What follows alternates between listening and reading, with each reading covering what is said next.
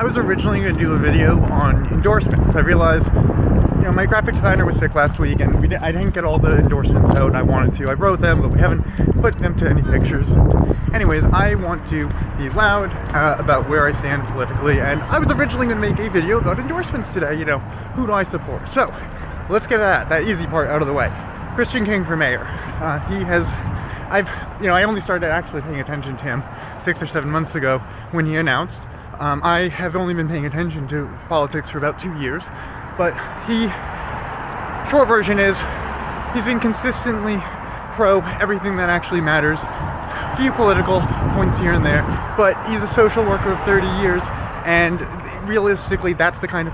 Frankly, I want librarians to be politicians. I think we should hand over our politics to, I don't know, a few organized autistic people and a bunch of librarians. Never mind, that's the same. Anyways, what I'm trying to say is we need good people who care about people, and the social workers, people who do social work in nonprofit for 30 fucking years are the kind of people we actually fucking need. So, more of that. Khrystian King for fucking mayor, please. So, next, Thu Nguyen, they're amazing, they are inspirational, they are, sorry, I should actually talk about their politics. They've been pro-affordable housing. They've sought accountability in a new standard that I have not heard of in Worcester, and it disrupted things in a really fucking good way. And we want more of that and more people like that, more people like them. But we need them for re-election because they seek accountability. They always are passionate and loud and articulate for people who are being impacted in this moment. They bring to light things that almost no one else in that chamber is discussing, is talking about, and way too few people are thinking about, and they hold the same presence online anyways, so they're amazing. Vote for Thu. Okay, Etel, sorry, that's District 4. Anyways, vote for Etel if you're in District 4, vote for Bilotta if you're in my district, District 2. Get the fuck out of, get Candy out of Worcester politics. She keeps claiming how great the parks are, but parks don't vote, and she's just getting more developers in, and we need less, well, I'm on district. Feanna for 3. George Russell isn't bad, but we don't need more of his demographic in politics. Feanna has advocated well and efficiently for important things, and I think she will continue to do so. She has been really, really passionate about this city for a long while, and it has gotten... I have watched her campaign from the beginning when it was just the Sunderland Road issue to now, and she has gotten focused and efficient, and I think we will continue to see her getting better and better and better as DCR as we see her. I want her to be elected, and I want her to make District 3 better, because for the same reason we need other people as involved. If it's been an issue for 6 to 10, 15 to 15 years, Russell hasn't done something about it, and we need someone new who will. So, okay, District 1, obviously Jenny. We don't need... if you haven't ever gone to a Worcester Brave Sox game other than like a fundraiser event, you are not fucking alone. That is the majority of this fucking city, majority of this population, and we do not need the fucking Bravehearts fucking around with Polar Park. Or, you know, anywhere else in our city. And speaking of our city, inspectional services van, it's the silver one. Oh, code enforcement, that's why. They're the ones, I always see that van. Shit, what's that? I might have just seen my videographer behind the code enforcement guy. Anyways, where I was going with this is District 1. Vote for fucking Jenny. She's kind. She's so educated. I originally met her in a grassroots fundraising class, 2-day seminar. She's doing. We were in a breakout room together. I was excited that she was going to be running in Worcester, and then I got to see her campaign. And anyways, she is great. Everything about her campaign is great, and she would be fucking great for Worcester. So if you're in District 1, vote for Jenny. District. Wait, I already went over District 3, I'm already District 2, District 4. District 4 is a fucking difficult one. So, turns out that the headphones would have been helpful. That train goes by, and I can't fucking think.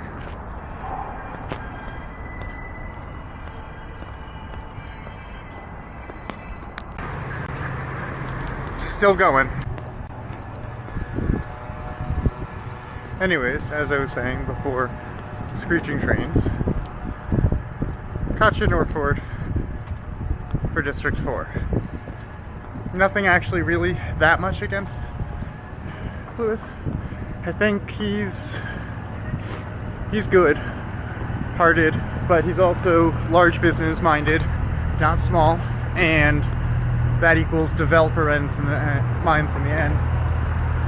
I've heard a few people say that they think that what's her name? Police dog, Toomey. That Toomey is there for him. Like that's who she wants to win out of this. And I don't know. Short version is I believe that. So that's why I'm for Katia. I think also it's worth acknowledging I flaked on a I no show no call. This was back when I was setting up some email and scheduling, and it's part of why I haven't done more podcast episodes. Is because I no-showed on this falafel place. If you're ever downtown, fucking amazing. They're friendly, and if you talk to them for a while, they will give you a free case of baklava. It's fucking amazing. Anyways, see, drone of thought. There we go. Katia Norford for D4. Not D4. Yeah, 4. And I already went over Etel for D5. Obviously, Jose is a fighter, not a thinker, and he is definitely not a fucking debater, and he is backed entirely by Walter Bird, who is, I don't know, the fact that he's backing someone and supporting them anonymously is all you really need to actually, I mean, not anonymously, but not under his fucking name, is all you need to know about him. That is not what we fucking need in politics. So, but also, Etel's fucking amazing, so vote for Etel.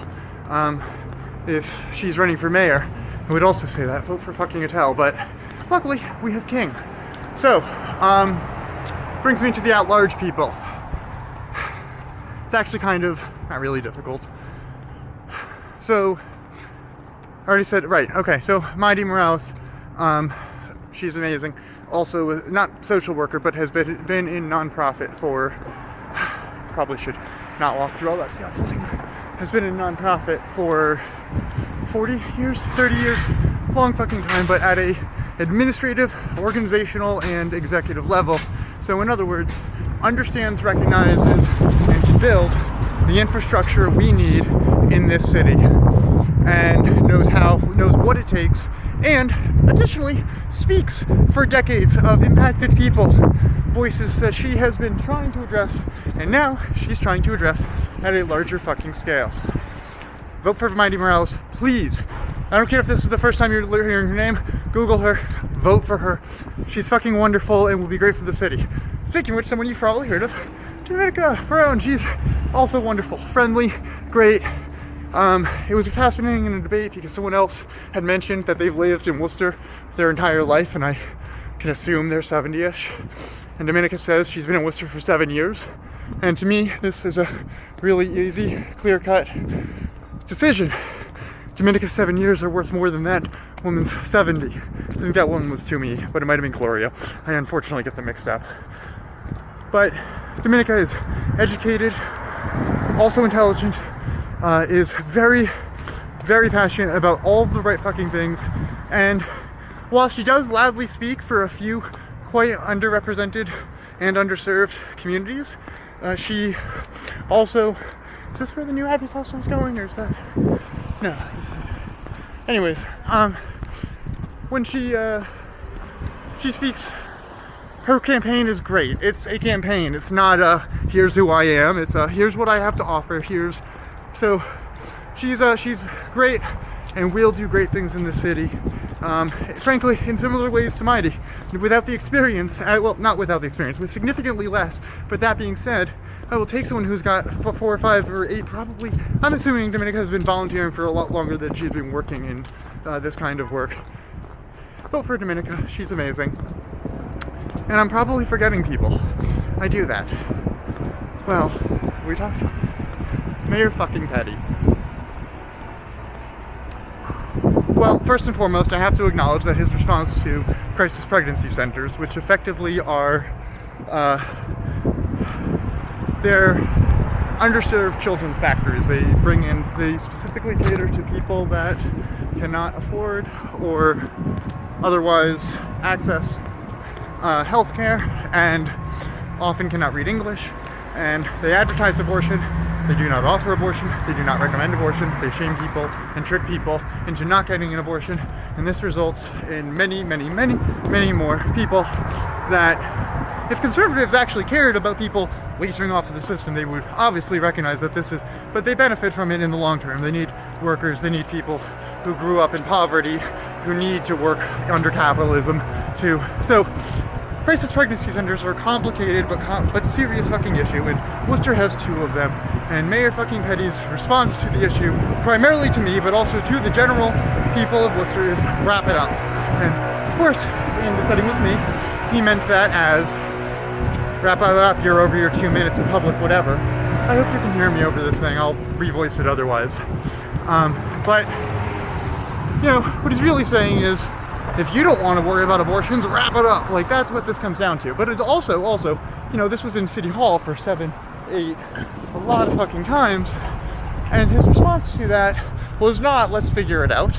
It was, wrap it up. They just wanted to stop talking about the issue. They didn't want to resolve the issue. Petty isn't actually trying to make change. So he's been running on a few things that he effectively set up for himself. Like, he filed in City Hall to give himself to talk about like 3 or 4 months ago. And a few other things that are kind of the result of larger organizations and committees outside of him. And I guess where I'm really trying to go with this is, Petty doesn't have grounds to rerun. He says something about progress and momentum. First, oh my god, momentum. That's who we're forgetting.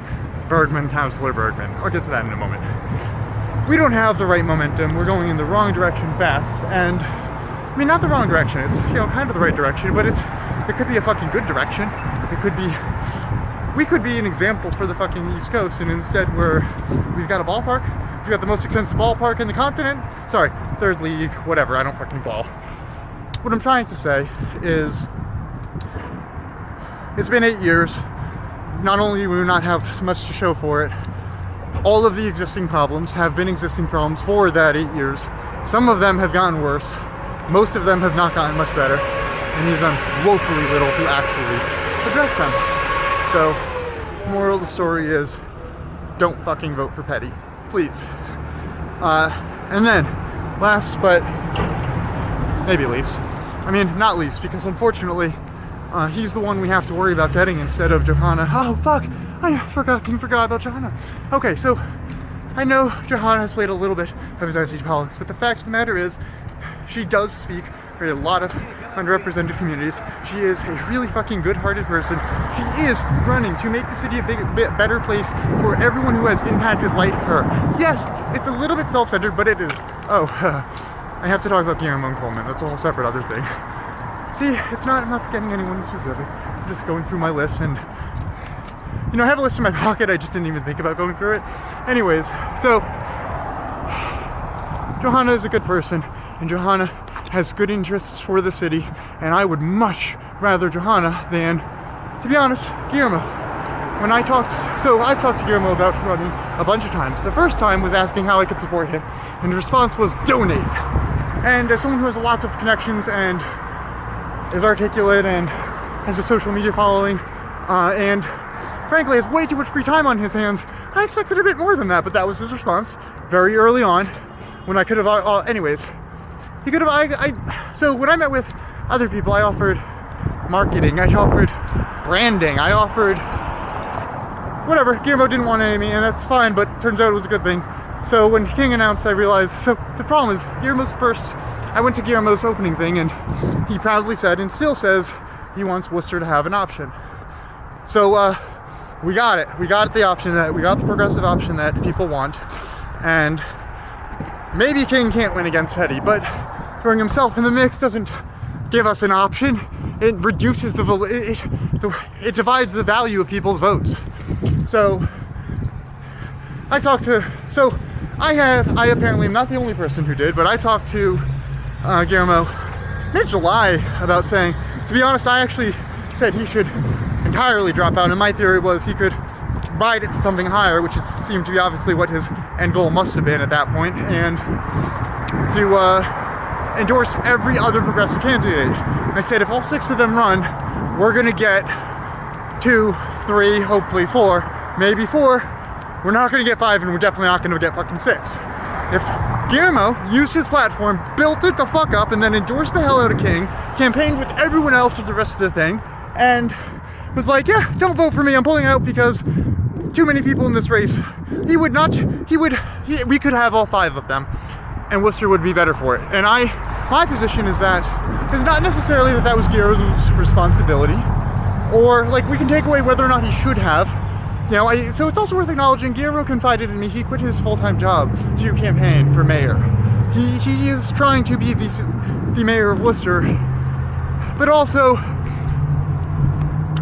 so on the last day he could have withdrawn. I talked to him about it briefly, and not briefly, we exchanged a few messages, and I effectively was like, have you thought about it any further? And the reason for this was obviously the open letter I posted later that day. I wanted to make sure I wasn't about to like undercut his, anyways. No, I did mention it. Okay. Anyways, what I'm trying to actually say here is that Jermoh continued running for mayor to remain competitive in the at-large election, and that is, I don't know, sure, whatever, everyone's abusing the system, but it's abusing the system for his own gain, not for. So we don't need a progressive in any particular seat. We need a progressive majority. If we get 2 or 3 people and one of them agrees with the people who need housing and aren't really supportive for giving the police so much more money and toys and gadgets and all the things they're fucking asking the council for, we need to take a step back and look at the big picture here. And the big picture is we need a majority in City Hall, and the chances of that happening are slim to none. But at one point in time, someone had the power to drastically increase the chances of that percentage-wise, math-wise.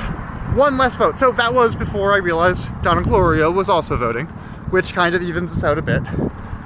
Don't vote for Gloria. Her only value seems to be police and schools, really, funding the police. She represents Tatnick Square area and legit nothing more, and has very, very clearly demonstrated that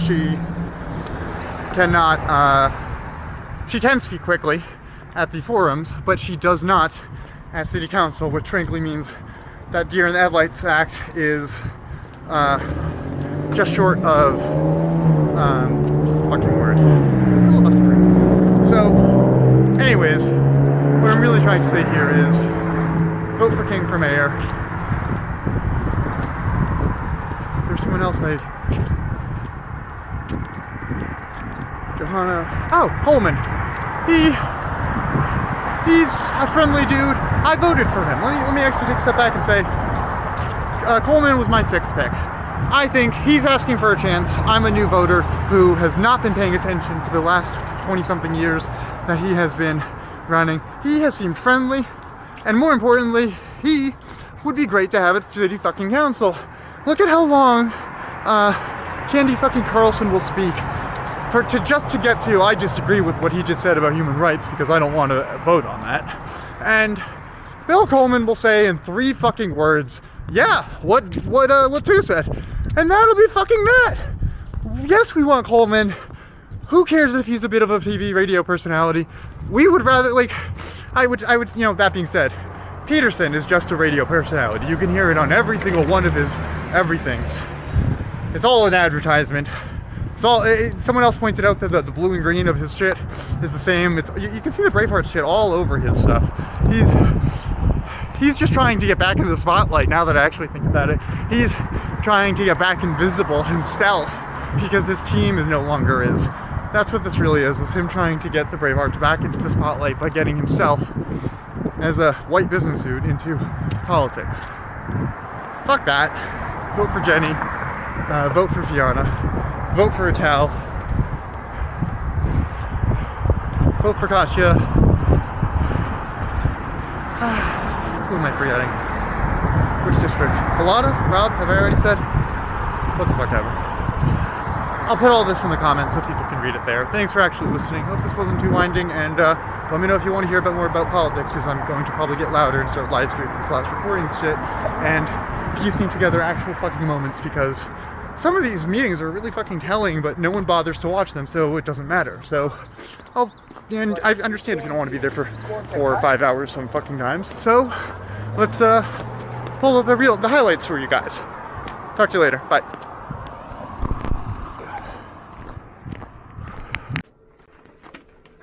I now have my paper with me, and I realized, among other things, I forgot about the educational people, so I want to go through that. But it looks like I did hit pretty much everyone. One thing worth noting is that Alex Guardiola, his, I think, mother, I originally assumed it was wife, but anyways, Elvira Guardiola, like that's not a evil villain name, is the only person who does municipal hearings for the city of Worcester. And she determined that it was okay if the only notice I received prior to being assessed of various violations was a paper being left on a storefront I'd moved from 4 years ago. But as far as they're concerned, they have a constable said, I left this at the storefront, blah, blah, blah, that served last known abode, was never my abode, but it doesn't matter to them. Elvira Guardiola is his mother. Now, I don't know anything about this guy. I've never met him. I've interacted with him once via Facebook a very long time ago. It came up in my email, actually, and he was saying I was right. He was talking about legal shit.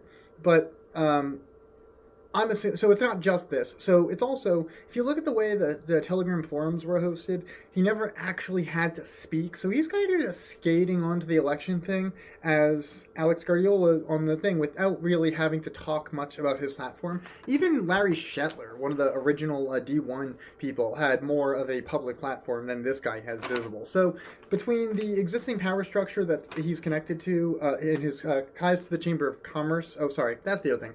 Alex Guardiola is like the Chamber of Commerce.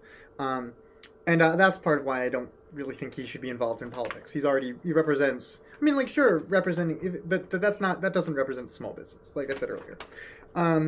So, anyways, should you vote for? Gemma, she's wonderful. Re-elect her. Nelly. I am so fucking glad Nelly is running. Nelly is exactly what we fucking need in politics. Not just city politics, like in general in politics. She is passionate. She loudly speaks about the people who are impacted. And her history, like her resume isn't as impressive because like the shit she's doing isn't for work. What she has been doing, like early pandemic, giving out food to people, giving out direct assistance, delivering masks. She is and always has been passionate and amazing and exactly the kind of person we need, who already puts in the work and is now just getting involved in politics to put in the work in a different way at a different level. Coughlin Mailmain. I don't know her that well, but her name is attached to everything good I am seeing. Same thing with Tracy O'Connell Novick. So I'm connected with these people on social media, and everything they say is intelligent, articulate, passionate, and about the right things. Now, for contrast, oh shit, I don't even have them on. I don't have the anti-endorsements on my list. That's okay. So, Kathy Roy. Kathy Roy is running against Nelly. So Kathy Roy, I mean, my personal experience with her is Kathy Roy coming up to me and accusing me of calling her a racist. And but she brought her friend with her and was tokenizing the hell out of him, and like this entire time, and she was asking if I wanted to call her a racist to her face. And at that point, I hadn't actually said anything bad. I hadn't said anything about her. And so I think that told me everything I need to know. But also, it turns out she bussed people to the attempted insurrection January a few years ago. And what else? Just generally. She's for book banning. So don't fucking elect Kathy Roy. Also on there is Beyond Cherry. Anyways, she's. Short version, I don't even know. This is like old Worcester politics, but effectively she got fired from running, I think it's running the committee she's about to be on, or working for the committee she got fired by the committee she's about to be on. I don't know. Short version is, we don't want her anywhere near Worcester politics. I think she was the one with that Pornhub-styled campaign a few years ago. But maybe I'm mixing her up with someone else she was involved with. And then there is Kathy Roy. Who was the other one? Kathy Roy. I saw her speak. Oh, the person against Gemma, and I don't even remember her name. I keep mixing her up with Diana being Carrie or whatever. And frankly, what it comes down to is when you were seeing Gemma and Nelly speak, they are talking about the students. They're talking about the families. They're saying, here are problems we are seeing. Here are problems people talking to us about. Here are things we are experiencing, that people around us are experiencing. And here is our plan to address them. And everyone else is police and schools, building relationships with kids and police. Making sure, this particular school has this particular issue fixed. And, they're talking about one or two schools in the nicer neighborhoods of Worcester. They're talking about families that have two parents, and, someone, they can...